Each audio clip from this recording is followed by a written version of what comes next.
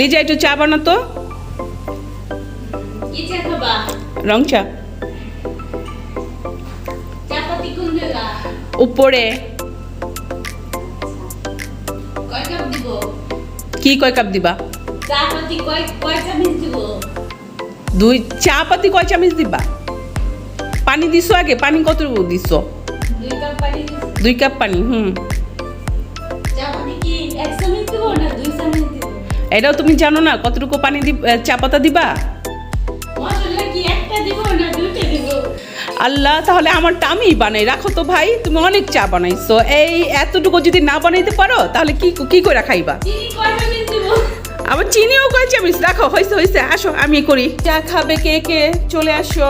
আমাদের লিজা চা বানাচ্ছে, সেটা আবার রং চা বানাচ্ছে এক হাঁড়ি ভরে। চা কিন্তু শুকনো মরিচ দিছি। চায় কি শুকনো মরিচ? লিজা চা বানাচ্ছে। চায় শুকনো মরিচ দিছি, আদা দিছি, রসুন দিছি, জিরা দিছি। এই চা স্পেশাল চা, যে খাবে তার জিভলায় লেগে থাকবে। বর্তমানে এই চাটাই ভালো। দেখো গাইস, তোমাদের মরিচ দিয়ে চা বানিয়ে খাওয়াবে।